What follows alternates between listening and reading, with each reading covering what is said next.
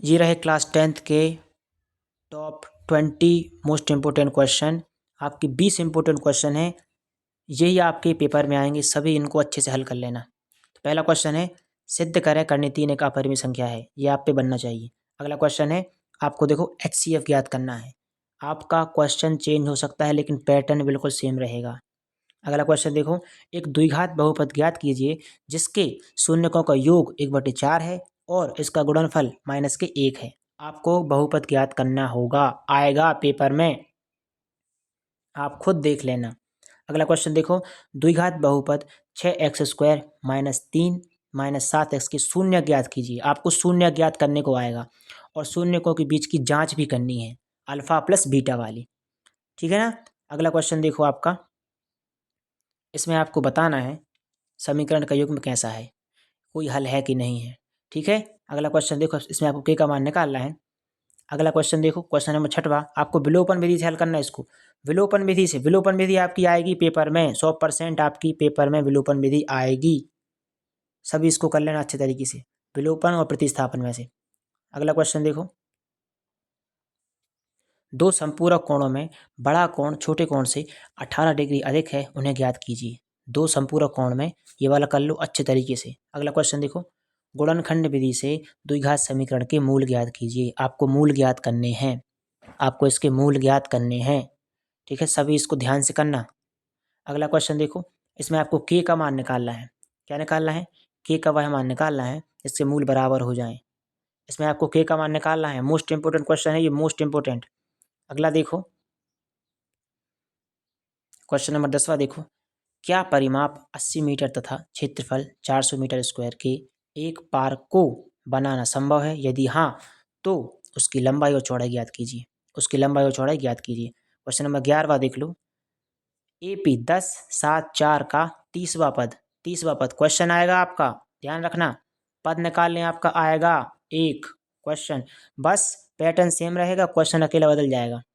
अगला देख लो, 0 और 50 के बीच विषम संख्याओं का योग क्या होगा? 0 और 50 के बीच की विषम संख्याओं का योग क्या होगा, इसको आपको करना है। अगला देखो, थेल्स प्रमेय, थेल्स प्रमेय आपको सिद्ध करनी है।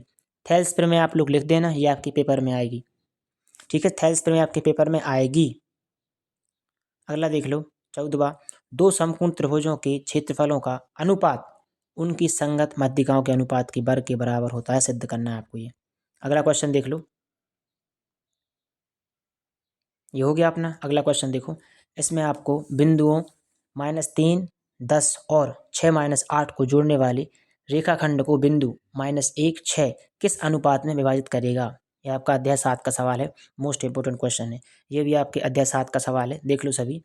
y का वह मान ज्ञात कीजिए जिसके लिए बिंदुओं P 2 -3 और Q 10 y के बीच की दूरी 10 मीटर है, ये आपको करना है। क्वेश्चन नंबर 17वां देखो, tan a बराबर 1 दिया है तो 2 sin a into cos A का मान आपको ज्ञात करना है, ठीक है। अगला क्वेश्चन देख लो, आपको इसमें सिद्ध करना है, सिद्ध करना है आपको इसमें कि देखो sec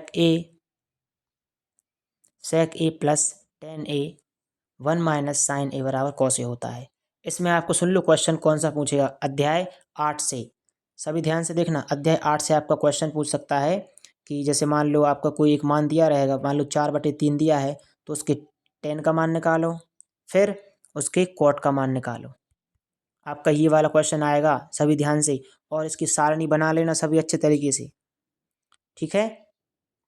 अगला देख लो, अगला क्वेश्चन आपका ये रहा, ये वाला करना, ये क्वेश्चन आपके पेपर में आएगा। भूमि से 60 मीटर की ऊंचाई पर एक पतंग उड़ रही है। पतंग में लगी डोरी को अस्थायी रूप से भूमि के एक बिंदु से बांध दिया गया है। भूमि के साथ डोरी का झुकाव 60 डिग्री है, यह मानकर कि डोरी में कोई ढील नहीं है, डोरी की लंबाई याद कीजिए। ये आपको कर लेना है। और इसमें से आपका उदाहरण का सवाल आएगा एक, अध्याय 9 में से उदाहरण का सवाल, ध्यान से करना सभी। अध्याय 9 उदाहरण का सवाल, सवाल नंबर 1 और सवाल नंबर 3, ध्यान से सभी। अगला देख लो, मोस्ट इंपोर्टेंट क्वेश्चन, सिद्ध करें कि बाह्य बिंदु से वृत्त पर खींची गई स्पर्श रेखाओं की लंबाई बराबर होती है। ये क्वेश्चन आपका आएगा, ये क्वेश्चन आपका आएगा पेपर में, क्वेश्चन नंबर 20वां, ठीक है। सभी इतने क्वेश्चन करो फटाफट से। राधे राधे।